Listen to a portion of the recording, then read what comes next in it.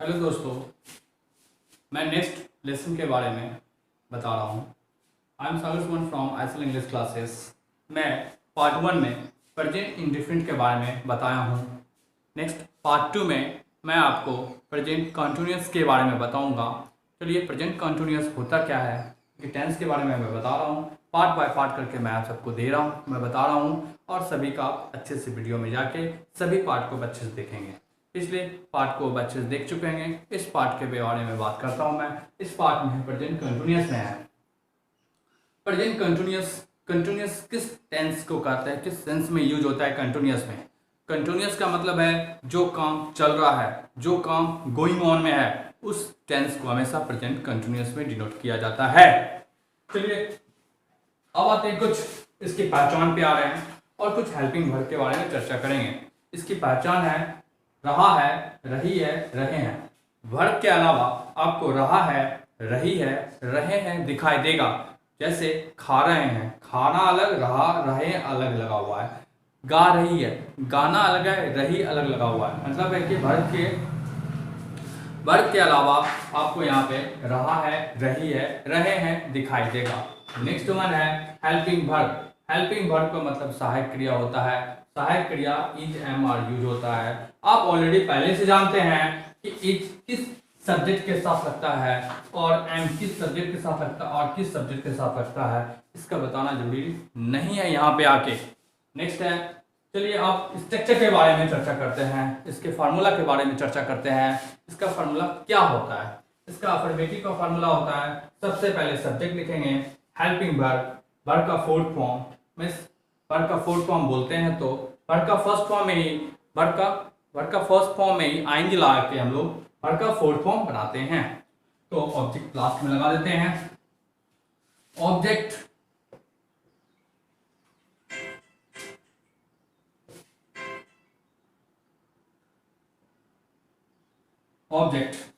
Negative sentence है, subject plus helping verb के बाद नॉट लगाइए, before plus object. Next interrogative है, इंट्रोगेटिव में helping verb, subject plus before plus object plus question mark.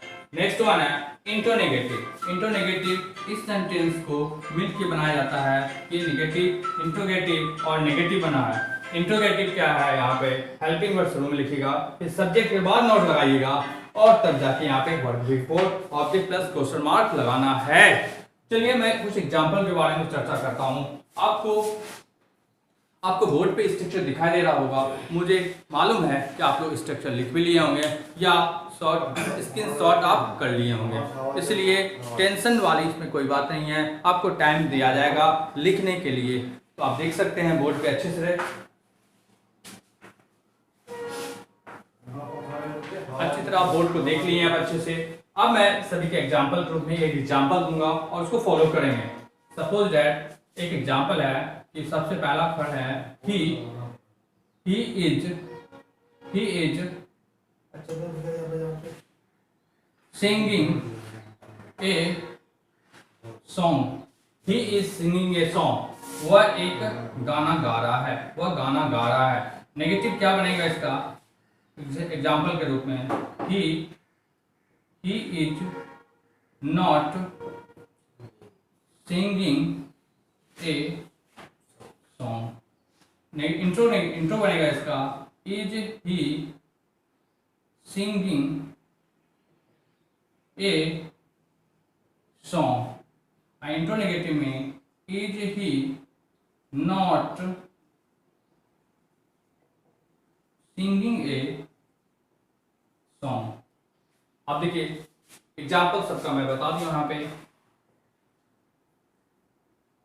Example देखिए, सबसे पहला अफर्मेटिव एग्जाम्पल है कि he is singing a song. He is singing a song, वह एक गाना गा रहा है।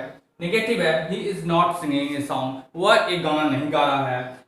इंट्रोगेटिव है, इंटेरोगेटिव में is he singing a song, क्या हुआ एक गाना गा रहा है। और इंटेरोगेटिव और नेगेटिव का यहाँ पे है is he not singing a song, क्या हुआ एक गाना गा रहा है। ये आपका एक बेसिक स्ट्रक्चर है, बेसिक फार्मूला है, बेसिक एग्जांपल है। मुझे मालूम है या मुझे विश्वास है कि आप इसे अच्छे से समझ गए होंगे, पढ़ लिए होंगे। Please follow it. Okay, take a time for writing.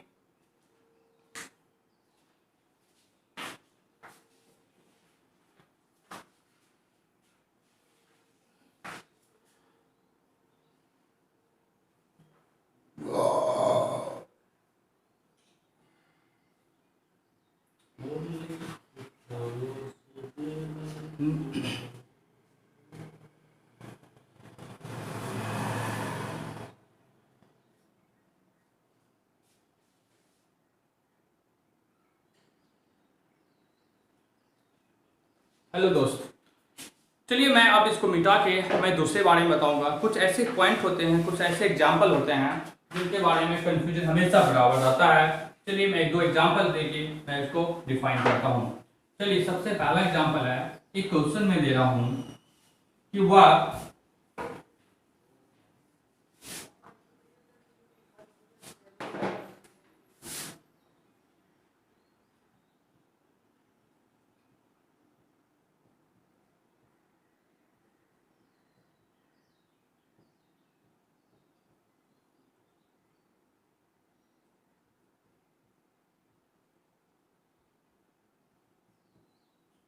मैदान में बैठा हुआ है।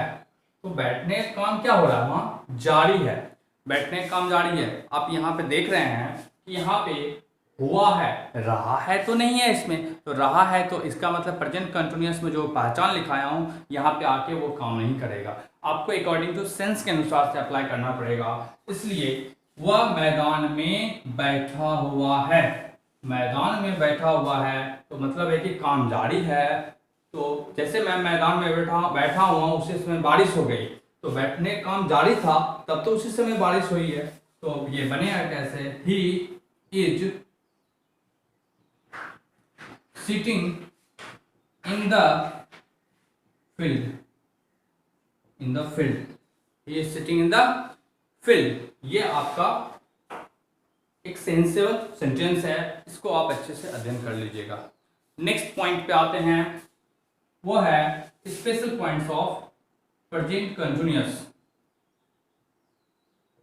Special points of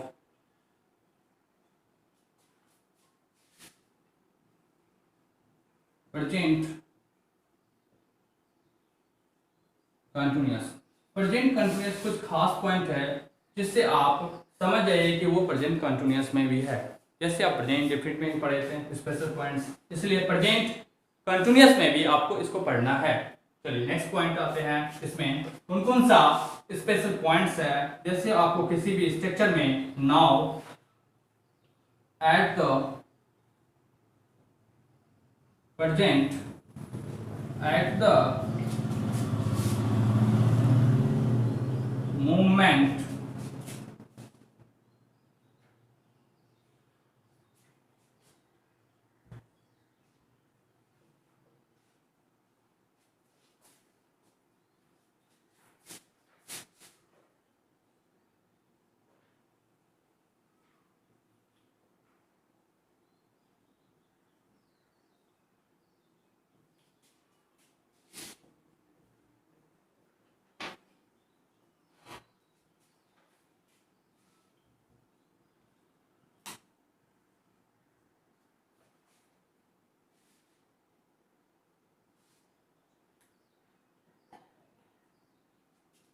okay friends, आपको ये पॉइंट दिखा दे रहेगा। Now at the present at the moment this time this days nowadays tonight this year.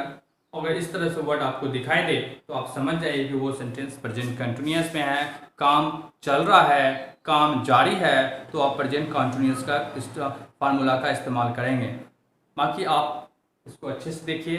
Take a time for writing.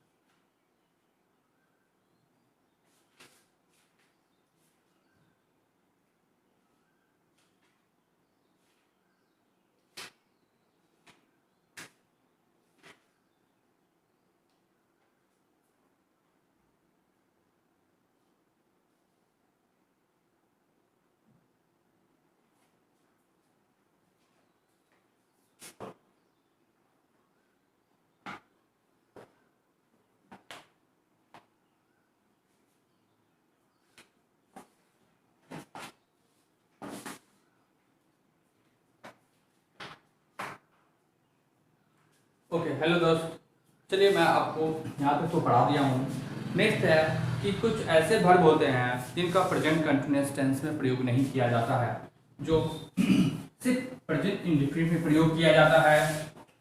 कौन कौन सा वर्ब है उसके बारे में बता रहा हूँ। नोट करके लिखना है इसको।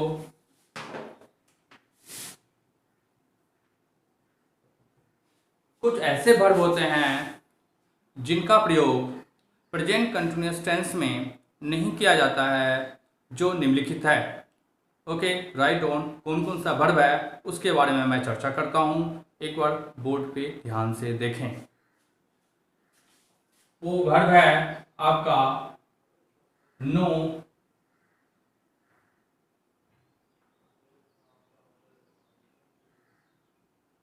Mind,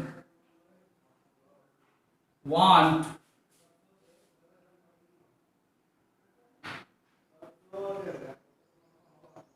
C, look, love, hate,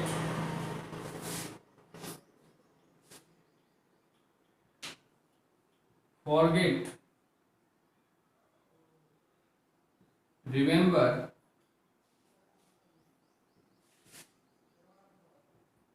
understand,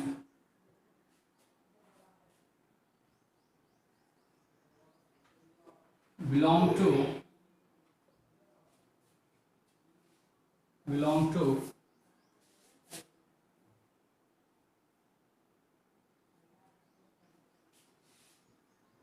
have, on,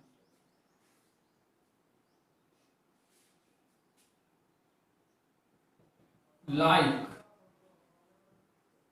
dislike, dislike। Okay, से लिखें। और भी कुछ मैं देखता हूँ। इतने पॉइंट होते हैं जिनका वर्ब का फोर्थ फॉर्म में प्रयोग नहीं किया जाता है।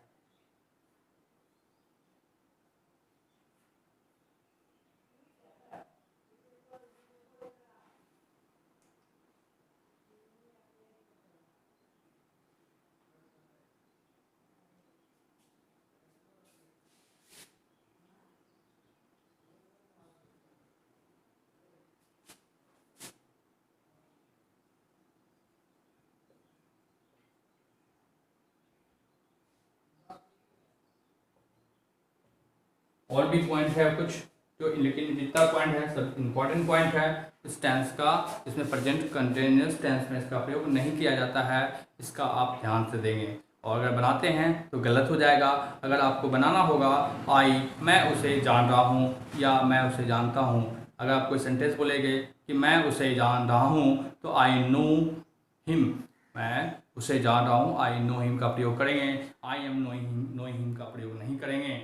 अगर करते हैं तो गलत हो जाएगा, इसलिए इसका ध्यान रखें। Okay, thank you for. आपको मैं आप प्रेजेंट कंटिन्यूअस टेंस का पूरा पोर्शन खत्म कर चुका हूँ। मुझे आशा है कि आप इस अध्याय को अच्छे से समझे होंगे, और इस यूट्यूब चैनल को आप शेयर, कमेंट्स, सब्सक्राइब जरूर करें, और मुझे आशा है कि आप इसे लाइक भी करेंगे।